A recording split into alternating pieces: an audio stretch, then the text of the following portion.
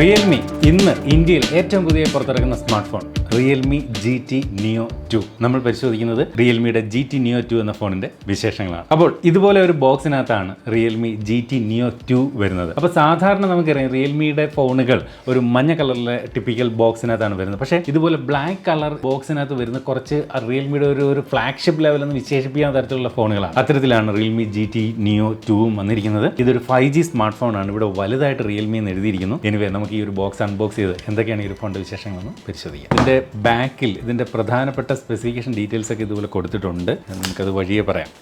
Box കണ്ടാൽ ഒരു OnePlus ഫോണിൻ്റെയൊക്കെ box പോലെ ഫീൽ ചെയ്യുന്നുണ്ട്. ഇതിനകത്തൊരു സ്റ്റിക്കർ ഇതുപോലെ കൊടുത്തിട്ടുണ്ട്. ഈ ഒരു ഫോണിൻ്റെ ചില ഫോട്ടോസൊക്കെ നമ്മൾ കഴിഞ്ഞ ദിവസങ്ങളിൽ തന്നെ കണ്ടിരുന്നു. നമുക്ക് അതിൻ്റെ ഒരു ഇൻവൈറ്റ് വന്നു, നമ്മൾ അതിൻ്റെ ഫോട്ടോസൊക്കെ ഇട്ടിരുന്നതാണ്. അതിനകത്തൊരു ഗ്രീൻ കളർ വേരിയൻ്റ് ഉണ്ട്. അത് വേറെ ലെവലായിരുന്നു ആ ഒരു കളർ. അതിന് ചില പ്രത്യേകതകളുണ്ട് ആ ഗ്രീൻ കളറിന്. അതിനകത്തൊരു ബ്ലാക്ക് സ്ട്രിപ്പൊക്കെ ഉണ്ട്. അപ്പോൾ ആ ഒരു ഗ്രീൻ കളർ കിട്ടിയിരുന്നുവെങ്കിലെന്ന് ഞാൻ ആഗ്രഹിക്കുന്നുണ്ട്. എനിക്കറിയില്ല ഏത് കളറാണ്. ഞാൻ ആക്ച്വലി ബോക്സിനകത്തൊന്നും നോക്കിയില്ല, സമയക്കുറവുണ്ട്. Exploring the aesthetic of technology Realme എന്ന് എഴുതിയിട്ടുണ്ട്. അപ്പോൾ ഈ ഒരു പേപ്പർ ബോക്സിനകത്ത് സൈസ് കണ്ടിട്ട് ഇതിനകത്ത് ബാക്ക് കേസ് കൊടുത്തിട്ടില്ല.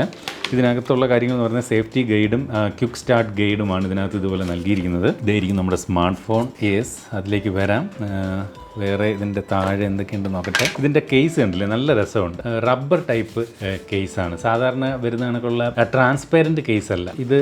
നമ്മുടെ ആ ഒരു ഫോണിൻ്റെ കളറിനെ എല്ലാം മറയ്ക്കുന്ന തരത്തിലുള്ള ഒരു കേസ്. പക്ഷേ നല്ല ഒരു രസമുണ്ട് അതിൻ്റെ പുറത്തൊക്കെ പിടിക്കാൻ. ഇവിടെ ഇതുപോലെ റിയൽമി എന്ന് എഴുതിയിട്ടുണ്ട് ഈ ഒരു കേസിൽ. അപ്പോൾ കേസ് ഇട്ട് നമുക്ക് നോക്കാം അതെങ്ങനെയാണ് ഫോൺ ഇപ്പോൾ കാണപ്പെടുന്നതെന്ന്. പിന്നെ ഇതിനകത്ത് ചാർജിങ്ങിന് വേണ്ടി 65 വാട്ടിൻ്റെ സൂപ്പർ ഡാർക്ക് ചാർജറാണ് ഇത്തരത്തിൽ നൽകിയിരിക്കുന്നത്. അതുപോലെ ഇതിന് ചാർജിങ് കേബിൾ തീർച്ചയായിട്ടും ടൈപ്പ് സി തന്നെ ആയിരിക്കും. അത് സംശയിക്കേണ്ട കാര്യമില്ല. കാരണം ഈ ഒരു പ്രൈസ് റേഞ്ച് അല്ലെങ്കിൽ ഈ ഒരു ഫ്ലാഗ്ഷിപ്പ് ലെവലൊക്കെ എപ്പോഴും ടൈപ്പ് സി തന്നെയാണ് വരുന്നത്. അത്തരത്തിൽ ടൈപ്പ് സി. പക്ഷേ ഇതിനകത്തൊരു ഗ്രീൻ കളർ ലൈനിങ് അകത്ത് ഇതുപോലെ കൊടുത്തിരിക്കുന്നതായിട്ട് കാണാം ആ ഒരു ടൈപ്പ് സി കേബിളിൻ്റെ ഉള്ളിൽ. അപ്പോൾ അത് കൂടാതെ പിന്നുള്ളതെന്ന് പറയുന്നത് ഇതിൻ്റെ ഒരു സിം ഇജക്ടർ പിന്നാണ് ഇത്തരത്തിൽ ഇതിനകത്ത് കൊടുത്തിരിക്കുന്നത്. അപ്പോൾ ഇത്രയും കാര്യങ്ങളാണ് ഈ ഒരു ഫോണിൻ്റെ ബോക്സിനോടൊപ്പം വരുന്നത്. അപ്പോൾ ബോക്സ് കണ്ടൻ്റ് എല്ലാം നമുക്കിനി മാറ്റി വയ്ക്കാം. നമുക്ക് ഫോണിലേക്ക് തിരിച്ചു വരണം. എനിക്ക് ഉറപ്പുണ്ട് ഈ ഒരു ഫോൺ വൻ വിജയമാകുമെന്ന കാര്യത്തിൽ അത് സംശയമില്ല. ഇതായിരിക്കുന്നു നമ്മുടെ സ്മാർട്ട് ഫോൺ. അപ്പോൾ ഞാൻ ഇതുവരെ ഇതിൻ്റെ ബാക്ക് സൈഡൊക്കെ എങ്ങനെയാണെന്ന് കണ്ടിട്ടില്ല. അപ്പോൾ നമുക്ക് നോക്കാം. ആ ഗ്രീൻ കളർ ആയിരിക്കണേ എന്നുള്ളതാണ് ഇപ്പോഴും എൻ്റെ ഒരു ആഗ്രഹം. ഞാൻ ഇതുവരെ നോക്കിയിട്ടില്ല. ഞെട്ടിപ്പോയി സത്യം, സീരിയസ്ലി. ആ ഒരു കാരണം എനിക്കൊരു പ്രതീക്ഷ ഉണ്ടായിരുന്നു ആ ഒരു ഗ്രീൻ കളർ തന്നെ ആയിരിക്കും. കാരണം റിയൽമി GT Neoയിൽ ഹൈലൈറ്റ് ചെയ്യുന്നത് ഈ ഒരു ഗ്രീൻ കളറാണ്. അപ്പോൾ ഈ ഒരു ഗ്രീൻ കളറിനകത്ത് മാത്രമേ ഈ ഒരു ബ്ലാക്ക് സ്ട്രിപ്പ് വരുന്നുള്ളൂ എന്നാണ് എൻ്റെ പരിമിതമായിട്ടുള്ള അറിവ്. അത് കൺഫേം ചെയ്യേണ്ടതുണ്ട്. ബ്ലൂ കളർ വേരിയൻ്റ് ഒക്കെ ഉണ്ട്, ബ്ലാക്ക് കളറും ഉണ്ട്. പക്ഷേ അതിനകത്ത് ഈ ഒരു ബ്ലാക്ക് സ്ട്രിപ്പ് ഇതുപോലെ വരുന്നില്ല. അപ്പോൾ ഏറ്റവും അട്രാക്റ്റീവായിട്ട് എനിക്ക് കണ്ടതിൽ എനിക്ക് ഈ ഒരു ഗ്രീൻ കളർ തന്നെയാണ്. നല്ല മനോഹരമായിട്ടുള്ളൊരു കളർ. ആദ്യമായിട്ടാണ് ഈ ഗ്രീൻ കളർ ഫോൺ കണ്ടിട്ടുണ്ടെങ്കിലും അതിൻ്റെ ഒരു ഗ്രീൻ്റെ തന്നെ ഒരു വ്യത്യസ്ത ടോണിലാണ് ഈ ഒരു ഫോൺ കൊടുത്തിരിക്കുന്നത്. കാണാൻ അതിമനോഹരം, പറയാതിരിക്കാൻ വയ്യ. എനിക്ക് കുറച്ച് ഈ പറഞ്ഞ പോലെ ഒരു ഫ്ലൂറസൻ കളറിന് ഒരു പ്രത്യേക ഇഷ്ടമുണ്ട്. അതുകൊണ്ടായിരിക്കണം ഭയങ്കരമായിട്ട് ഈ ഒരു ഫോണിൻ്റെ ബാക്ക് സൈഡ് ഇഷ്ടപ്പെട്ടു. സാധാരണ ഡെയർ ടു ലീപ്പ് എന്നൊക്കെ വലുതായിട്ട് ചില ഫോണുകൾ റിയൽമി എഴുതിയിരുന്നു. പക്ഷേ എന്തായാലും അത് ഇവിടെ മാറ്റിയിട്ടുണ്ട്. ഇവിടെ റിയൽമി എന്ന് മാത്രമേ വലുതായിട്ട് എഴുതിയിട്ടുള്ളൂ. ഡെയർ ടു ലീപ്പ് എന്ന് ചെറുതായിട്ട് ഇങ്ങനെ കുനുകുന ഇവിടെ എഴുതിയിരിക്കുന്നു. ആ ക്യാമറ മൊഡ്യൂളും ഒക്കെ കാണാൻ നല്ല ഭംഗിയുണ്ട്. ഓക്കെ, 2 വലിയ സെൻസറും പിന്നെ ഇവിടെ ഒരു ചെറിയ സെൻസർ, പിന്നെ 2 LED ഫ്ലാഷ് ലൈറ്റ് അപ്പുറത്തും ഇപ്പുറമായിട്ട് കൊടുത്തിരിക്കുന്നു. 64 MB ക്യാമറ സെറ്റപ്പാണെന്ന് ഇവിടെ എഴുതിയിട്ടുണ്ട്. വെയിറ്റ് ഒന്നും അധികമൊന്നും ഇല്ല, 200 ഗ്രാം വെയിറ്റ്. അത് ഡീസൻ്റ് ആണ്. ഞാനൊരു 200 ഗ്രാമിൽ കൂടുതൽ വെയിറ്റുള്ള ഫോണുകളാണ് ഓവർ വെയിറ്റ് ആയിട്ട് കരുതുന്നത്. അതുപോലെ ഇതിൻ്റെ ഒരു തിക്നെസ് പറഞ്ഞാൽ ആ സൈഡ് പാനലൊക്കെ നോക്കിക്കഴിഞ്ഞാൽ എൻ്റെ ആ ബ്ലാക്ക് ഗ്രീൻ എന്നൊക്കെ ഒരു ഡുവൽ കളർ പോലെ തോന്നുന്നുണ്ട്. ആ സൈഡ് പാനലിന് ബ്ലാക്കാണ് ഉണ്ടല്ലേ, ഇവിടെ ഈ ഒരു ഭാഗം ബ്ലാക്കാണ്. അപ്പോൾ 8.6 മില്ലിമീറ്റർ മാത്രമാണ് ഇതിൻ്റെ ഒരു കനം. അപ്പോൾ എന്ത് തന്നെ ആയാലും കാണാൻ അതിമനോഹരം തന്നെയാണ് ഈ ഒരു സ്മാർട്ട് ഫോൺ എന്ന് പറയേണ്ടി വരും. നേരത്തെ പറഞ്ഞ പോലെ നിയോ ബ്ലൂ, നിയോ ബ്ലാക്ക്, നിയോ ഗ്രീൻ എന്നീ 3 നിറങ്ങളാണ് ഈ ഒരു സ്മാർട്ട് ഫോൺ വരുന്നത്. നമ്മളിവിടെ പരിശോധിക്കുന്ന ഈ ഒരു കളർ വേരിയൻറ്റ് നിയോ ഗ്രീൻ എന്ന കളർ വേരിയൻ്റാണ്. ഇനി ഇതിൻ്റെ ഒരു സൈഡിലേക്കൊക്കെ നോക്കിക്കഴിഞ്ഞാൽ വലത് സൈഡിൽ ഇത്തരത്തിൽ നമുക്ക് പവർ ബട്ടൺ കാണാം. താഴേക്ക് വരുമ്പോൾ ഇവിടെ speaker grill, USB Type-C charging port, microphone, SIM tray.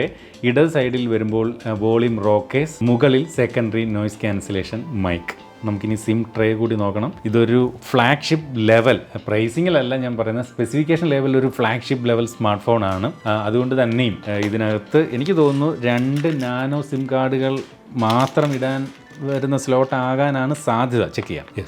പറഞ്ഞതുപോലെ തന്നെയാണ് 2 നാനോ സിം കാർഡുകൾ മാത്രം ഇടാം, മെമ്മറി എക്സ്പാൻഷൻ ഇല്ല. ഓർക്ക് ഫ്ലാഗ്ഷിപ്പ് കൂടിയ ഫോണുകളിലൊന്നും ഈ പറഞ്ഞ പോലെ മെമ്മറി കാർഡ് ഇടാനുള്ള ഓപ്ഷൻ കൊടുക്കാറില്ല. അപ്പോൾ ഇവിടെയും അത്തരത്തിൽ തന്നെയാണ്. ഇനി നമുക്ക് ഈ ഒരു ഫോൺ ഒന്ന് ഓൺ ചെയ്ത് നോക്കാം. ഇതുവരെ നമ്മൾ ഇതിൻ്റെ ഒരു പുറമേയുള്ള കാര്യങ്ങളാണല്ലോ കണ്ടത്. ഓൺ ചെയ്ത് നോക്കാം. ഓൺ ചെയ്യുമ്പോൾ റിയൽമി എന്നും പവർഡ് ബൈ ആൻഡ്രോയിഡ് എന്നും എഴുതി കാണിക്കുന്നു. അപ്പോൾ ഈ ഒരു ഫോണിൻ്റെ ഇനിഷ്യൽ സെറ്റപ്പ് ഒക്കെ നമ്മളിപ്പോൾ ചെയ്ത് കഴിഞ്ഞു. ഇതിൻ്റെ ഡിസ്പ്ലേയെ കുറിച്ച് പറഞ്ഞാൽ ഒറ്റ നോട്ടത്തിൽ തന്നെ ഡിസ്പ്ലേ അതിനകത്ത് എന്താ പറയുക, നമ്മളുടെ ഒരു കണ്ണ് ഉടക്കി പോകുന്നു എന്ന് പറയേണ്ടി വരുന്നു. മനോഹരമായിട്ടുള്ള ഡിസ്പ്ലേ. റിയൽമിയുടെ മുൻകാല ഫോണുകളിൽ നിന്നെല്ലാം ഡിസ്പ്ലേ കാര്യമായിട്ടുള്ളൊരു ഇമ്പ്രൂവ്മെൻറ്റ് വന്നിരിക്കുന്നു ഈ ഒരു ഫോണിൽ നിന്ന് പറയാതിരിക്കാൻ പറ്റുന്നില്ല. 6.62 ഇഞ്ചിൻ്റെ Samsung E4 AMO LED display ആണ് ഈ ഒരു ഫോണിനകത്ത് നൽകിയിരിക്കുന്നത്. അപ്പോൾ ഈ ഒരു E4 AMO LED ഡിസ്പ്ലേ എന്താണെന്ന് വെച്ച് കഴിഞ്ഞാൽ E3 ഡിസ്പ്ലേ ഉണ്ട്, E4 AMO LED ഡിസ്പ്ലേ ഉണ്ട്. അപ്പോൾ E4 വരുമ്പോൾ ഗുണമെന്ന് വെച്ച് കഴിഞ്ഞാൽ സാധാരണ AMO LED ഡിസ്പ്ലേക്കാളും ഒരു 15% വീണ്ടും പവർ കൺസംഷൻ കുറവായിരിക്കും നമുക്ക് E4 ഡിസ്പ്ലേ എന്ന് പറയുന്നത്. മാത്രമല്ല സാംസങ്ങിൻ്റെ ഡിസ്പ്ലേ ആണ്. ഈ ഒരു 15% പവർ കൺസംഷൻ കുറയുന്നത് കൊണ്ട് ഏകദേശം പവർ അല്ലാത്ത ഡിസ്പ്ലേ ഉള്ള ഒരു ഫോണിനേക്കാളും ഒരു അരമണിക്കൂർ കൂടുതലെങ്കിലും ബാറ്ററി ലൈഫ് നമുക്ക് ഈ ഒരു ഫോണിനകത്ത് ലഭിക്കും. പവർ കൺസംഷൻ വളരെ കുറവാണ്. മാത്രമല്ല നല്ല ക്വാളിറ്റി ഉള്ളൊരു ഡിസ്പ്ലേ ആണ്. അത് ഫോണിൻ്റെ ഡിസ്പ്ലേയിലേക്ക് ഒറ്റ നോട്ടത്തിൽ തന്നെ മനസ്സിലാവുന്നുണ്ട്. ഞാൻ ഇത്രയും മികച്ച ക്വാളിറ്റി ഉള്ളൊരു ഡിസ്പ്ലേ റിയൽമിയുടെ ഇതുവരെയുള്ള ഒരു ഫോണിൽ ഞാൻ കണ്ടിട്ടില്ല എന്ന് ഉറപ്പിച്ച് പറയാൻ സാധിക്കുന്നു. അത്രയും മനോഹരമായിട്ടുള്ളൊരു ഡിസ്പ്ലേ. മാത്രമല്ല ഈ ഒരു സ്മാർട്ട് ഫോണിന് ഹൈ റിഫ്രഷ് റേറ്റ്, അതായത് 120 ഹെഡ്സിൻ്റെ റിഫ്രഷ് റേറ്റ് ഈ ഒരു ഫോണിന് നൽകിയിട്ടുണ്ട്. അതും ആട്ടോ സെലക്ട് എന്ന് പറയുന്ന ഓപ്ഷൻ നമ്മൾ സെലക്ട് ചെയ്തിരുന്നാൽ ഡൈനാമിക് റിഫ്രഷ് റേറ്റ് ആണ്. അതായത് എപ്പോഴും ഒരു ഫോണിൻ്റെ ഡിസ്പ്ലേക്ക് ഹൈ റിഫ്രഷ് റേറ്റ് വേണ്ട. 30, 60, 90, 120 ഇങ്ങനെ റിഫ്രഷ് റേറ്റ് കുറഞ്ഞിരിക്കേണ്ട സമയത്ത് കുറച്ച് വരികയും കൂടുതൽ വേണ്ട സമയത്ത് ഓട്ടോമാറ്റിക്കായിട്ട് കൂടുകയും ചെയ്യും. നമ്മളിവിടെ ഓട്ടോ സെലക്ട് എന്ന് പറയുന്ന ഓപ്ഷൻ ഇട്ടാൽ എന്ത് തന്നെയായാലും 120 ഹെഡ്സിൻ്റെ റിഫ്രഷ് റേറ്റ് ഈ ഒരു സ്മാർട്ട് ഫോണിന് നൽകിയിരിക്കുന്നു. മാത്രമല്ല 600 ഹെഡ്സ് ആണ് ഇതിൻ്റെ ഒരു ടച്ച് സാമ്പിളിംഗ് റേറ്റ്. അപ്പോൾ അത്രയും ഒരു ഹൈ ടച്ച് സാമ്പിളിംഗ് റേറ്റ് കൊടുത്തിരിക്കുന്നുണ്ടുള്ളൊരു ഗുണം എന്ന് പറയുന്നത് ഗെയിമിങ്ങിലൊക്കെ നമുക്ക് വളരെ സ്മൂത്തായിട്ട് നമുക്ക് ഈ ഒരു ഫോൺ ഉപയോഗിച്ചുകൊണ്ട് കളിക്കാൻ സാധിക്കും എന്നുള്ളതാണ് ഇത്രയും 600 ഹെഡ്സിൻ്റെ ഈ ഒരു ടച്ച് സാമ്പിളിംഗ് കൊണ്ട് ഉദ്ദേശിക്കുന്നത്. നല്ല സ്മൂത്തായിട്ടുള്ള ഒരു ഗെയിമിംഗ് എക്സ്പീരിയൻസ് ആണ് നമുക്ക് ഈ ഒരു ഫോണിൽ നിന്ന് കിട്ടുന്നത്. ലാഗോ കാര്യങ്ങളോ ഫ്രെയിം ഡ്രോപ്പോ അങ്ങനെയുള്ള ഇഷ്യൂ ഒന്നുമില്ല. വളരെ സ്മൂത്തായിട്ടുള്ള ഒരു ഗെയിമിംഗ് എക്സ്പീരിയൻസ് ആണ് കിട്ടുന്നത്. ഒരു പ്രീമിയം സെഗ്മെൻറ്റ് ഫോണിൽ കളിക്കുന്ന ഒരു ഫീലാണ് ഇപ്പോൾ നമുക്ക് ഈ ഒരു നിയോയിൽ നിന്ന് നമുക്ക് കിട്ടുന്നത്. സെറ്റിങ്സ് എന്ന് പറയുന്നത് ഫ്രെയിം റേറ്റ് ഹൈയും ഗ്രാഫിക് ക്വാളിറ്റി വെരി ഹൈയും ആണ്. ആ സെറ്റിങ്ങിൽ തന്നെ നമുക്ക് വളരെ മികച്ചൊരു ഗെയിമിംഗ് എക്സ്പീരിയൻസ് ലഭിക്കുന്നുമുണ്ട്. മാത്രമല്ല അവിടെയും തീരുന്നില്ല, ഇതിൻ്റെ മാക്സിമം ബ്രൈറ്റ്നസ് വന്നിട്ട് 1300 നിറ്റ്സ് ആണ്. സാധാരണ ഉയർന്ന വിലയുള്ള ഫ്ലാഗ്ഷിപ്പ് ഫോണുകളിൽ ഒക്കെയാണ് സാധാരണ ഈ ഒരു 1300 നിറ്റ്സ് അല്ലെങ്കിൽ ഒരു 1500 നിറ്റ്സ് വരെയൊക്കെ ബ്രൈറ്റ്നസ് വരുന്നത്. സാധാരണ ഒരു മിഡ് റേഞ്ചിലൊക്കെ ഒരു 600-800 നിറ്റ്സ് ഒക്കെ വരാറുള്ളൂ. പക്ഷേ ഇവിടെ എന്തായാലും 1300 നിറ്റ്സ് ഉണ്ട്. അപ്പോൾ ഈ ഒരു ക്യാമറയിൽ ഒരു പക്ഷേ 1300 നിറ്റ്സിലേക്ക് വയ്ക്കുമ്പോൾ വെളുത്തു പോകുന്ന പോലെ തോന്നുമെങ്കിലും നമ്മൾ നേരിട്ട് കാണുമ്പോൾ നല്ല ബ്രൈറ്റ് ഡിസ്പ്ലേ ആണ്. അതുകൊണ്ട് തന്നെ ഡേ ലൈറ്റിലൊന്നും ഡിസ്പ്ലേ കാണുന്നതിന് ഇപ്പോൾ ഈവൻ സൂര്യപ്രകാശം നേരിട്ട് അടിച്ചാൽ പോലും നമുക്ക് ഇതിൻ്റെ കണ്ടൻറ്റുകൾ ഡിസ്പ്ലേയിൽ നല്ല രീതിയിൽ കാണാൻ സാധിക്കും എന്നുള്ളതാണ് 1300 നിറ്റ്സിൻ്റെ ഒരു ഗുണം. അവിടെയും തീരുന്നില്ല ഡിസ്പ്ലേയുടെ മഹാത്മ്യം. HDR10+ൻ്റെ സപ്പോർട്ട് ഈ ഒരു സ്മാർട്ട് ഫോണിന് നൽകിയിട്ടുണ്ട്.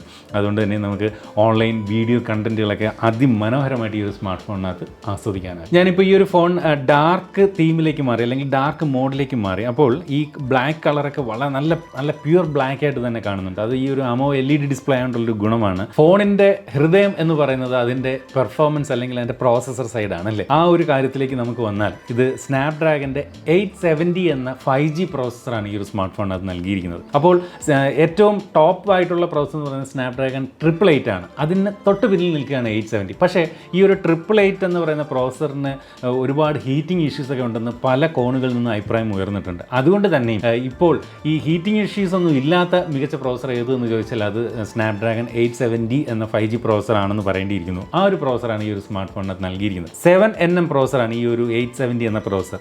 അതുകൊണ്ട് തന്നെ ബാറ്ററി കൺസംഷൻ ഒക്കെ വളരെ കുറവാണ്. മാത്രമല്ല ഈ ഒരു സ്മാർട്ട് ഫോണിനകത്ത് ഡൈനാമിക് റാം എന്ന് പറയുന്ന ഒരു ഫീച്ചർ കൊടുത്തിട്ടുണ്ട്. 12GB റാം ആണ് ഇതിൻ്റെ ഒരു ഹയർ വേരിയൻറ്റ്. അത്തരത്തിൽ വരുന്ന 12GB റാമിൽ പോലും 7GB കൂടി ഇന്റേണൽ മെമ്മറിയിൽ നിന്ന് എടുത്തുകൊണ്ട് 19GB ഇതിൻ്റെ റാം എക്സ്പാൻഡ് ചെയ്യാൻ അതിന് റിയൽമി വിളിക്കുന്ന പേരാണ് ഡൈനാമിക് റാം. അത്തരം ഒരു ഫീച്ചറും ഈ ഒരു ഫോണിനകത്ത് നൽകിയിട്ടുണ്ട്. അതുപോലെ ഫയൽ സ്റ്റോറേജിന് വേണ്ടി ഇതിനകത്ത് UFS 3.1 ആണ് നൽകിയിരിക്കുന്നത്. അതുപോലെ തന്നെ ഈ ഒരു സ്മാർട്ട് ഫോണിനകത്ത് GT മോഡ് 2 ആണ് നൽകിയിരിക്കുന്നത്. കണ്ടില്ലേ, നമുക്ക് ഇവിടെ ബാറ്ററി ഓപ്ഷനിൽ വന്നിട്ട് GT മോഡ് നമുക്ക് എനേബിൾ ചെയ്യാം. അങ്ങനെ ചെയ്ത് കഴിഞ്ഞാൽ കണ്ടല്ലോ ആ ഒരു മോഡ് എൻഹാൻസ് ചെയ്തത് നമ്മൾ കണ്ടതാണ്.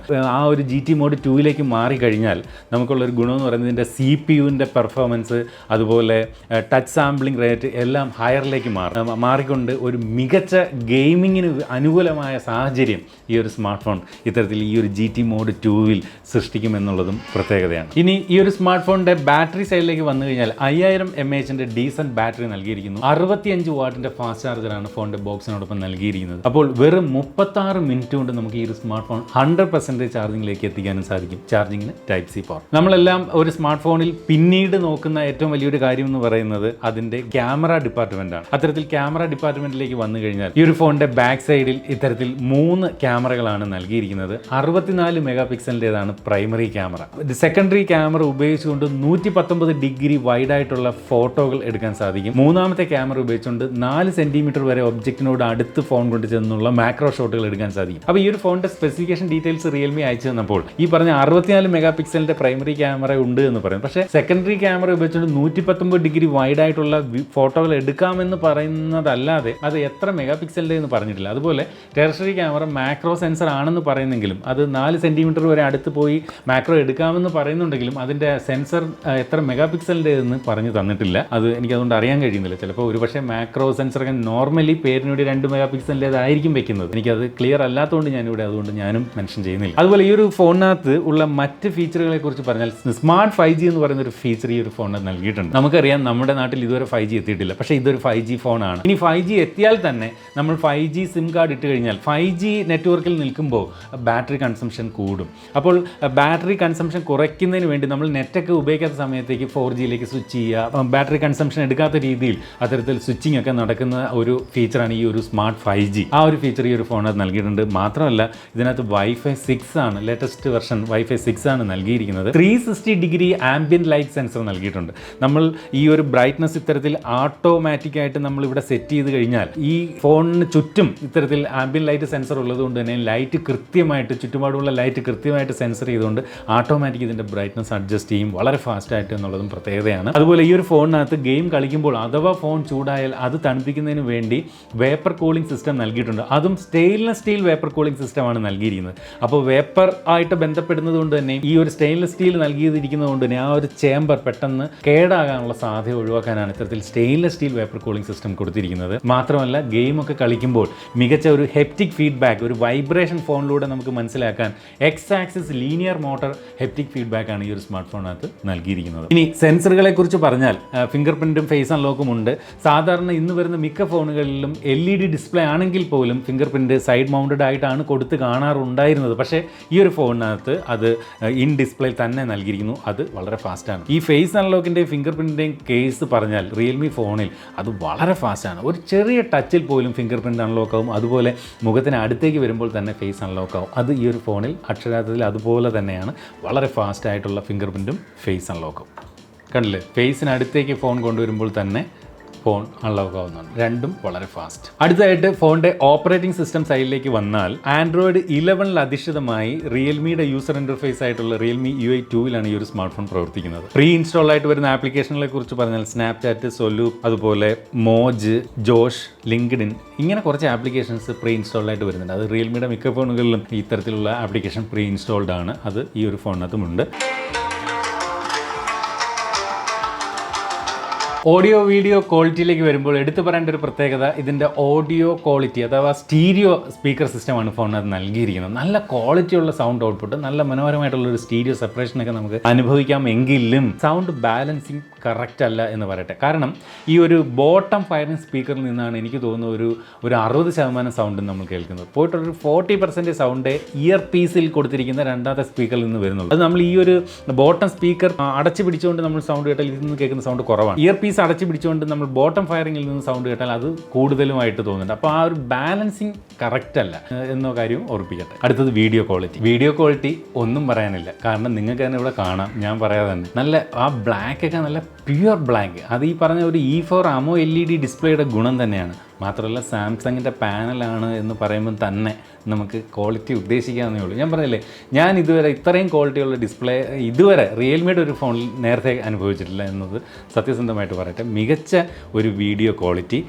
മാത്രമല്ല ഈ പറഞ്ഞ HDR10+ൻ്റെ സപ്പോർട്ടും E4 AMOLED ഡിസ്പ്ലേ, ഈ ഒരു ഹൈ റിഫ്രഷ് റേറ്റ് ഒക്കെ വരുമ്പോൾ ഡിസ്പ്ലേ അതിമനോഹരം. അതുകൊണ്ട് തന്നെയും നമുക്ക് ഈ ഒരു മനോഹരമായിട്ടുള്ള ഡിസ്പ്ലേയിലൂടെ മികച്ച ഒരു വീഡിയോ വ്യൂയിങ് എക്സ്പീരിയൻസ് കിട്ടുന്നുണ്ട്. ഫ്രണ്ട് ക്യാമറ ഇത്തരത്തിലൊരു പഞ്ച് ഹോളിലാണ് നൽകിയിരിക്കുന്നത്. അതിൻ്റെ സൈസും വളരെ ചെറുതാണ്. അതുകൊണ്ട് തന്നെയും ആ ഒരു ക്യാമറയുടെ ആ ഒരു ബ്ലാക്ക് മാർക്ക് ഒരിക്കലും ഒരു വ്യൂയിങ് എക്സ്പീരിയൻസിനെ തടസ്സപ്പെടുത്തുന്നില്ല എന്നും ഓർമ്മിക്കട്ടെ. അപ്പോൾ ഇത്രയും കാര്യങ്ങളൊക്കെയാണ് ഈ ഒരു റിയൽമി GT Neo 2 എന്ന ഈ ഒരു സ്മാർട്ട് ഫോണിനെ കുറിച്ച് പറയാനുള്ളത്. ഇതിനകത്ത് പറഞ്ഞതല്ല ഇതിൻ്റെ ഗുണങ്ങളാണ്. ഇതിൻ്റെ ദോഷങ്ങൾ എന്ന് പറയാൻ പറ്റിയ സാധനം എന്ന് പറയുന്നത് ഈ പറഞ്ഞ എന്ത് പറഞ്ഞാൽ ഒരു മെമ്മറി കാർഡ് ഇട്ട് എക്സ്പാൻഡ് ചെയ്യാൻ പറ്റത്തില്ല. അതൊക്കെ ഒരു കോട്ടൊന്നും പനെ വിളിക്കാൻ പോലും പറ്റില്ല എന്ന് ഓർമ്മിക്കട്ടെ. എന്നിരുന്നാലും മൊത്തത്തിൽ എനിക്ക് ഇതിൻ്റെ ഡിസ്പ്ലേ ഭയങ്കരമായിട്ട് ഇഷ്ടപ്പെട്ടു. പിന്നെ ഈ ഒരു പ്രോസസ്സർ മികച്ച പെർഫോമൻസ് കാഴ്ചവെക്കുന്ന കാര്യത്തിൽ സംശയമില്ല. അതുപോലെ മികച്ച ഒരു ബാറ്ററി ചാർജിങ് കപ്പാസിറ്റി 65 വാട്ടിൻ്റെ ഫാസ്റ്റ് ചാർജിങ് കൊടുത്തിരിക്കുന്നു എന്നുള്ളത്. അതുപോലെ ക്യാമറ 64 മെഗാ പിക്സലിൻ്റെ പ്രൈമറി ക്യാമറ, ഈ പറഞ്ഞ മാക്രോ ഒക്കെ പോട്ടെ, പ്രൈമറി ക്യാമറ, അങ്ങനെ എന്തുകൊണ്ടും ഒരു മികച്ച ഓവറോൾ പെർഫോമർ ആയിരിക്കും റിയൽമി GT Neo 2 എന്ന് മനസ്സിലായിട്ടുണ്ട്. അപ്പോൾ ഇതുപോലെ മനോഹരമായിട്ടുള്ള മറ്റൊരു പ്രോഡക്റ്റിൻ്റെ വിശേഷവുമായിട്ട് നമുക്ക് അടുത്ത വീഡിയോയിൽ വീണ്ടും കാണാം. അതുവരെ സ്റ്റേ സേഫ്, ബൈ.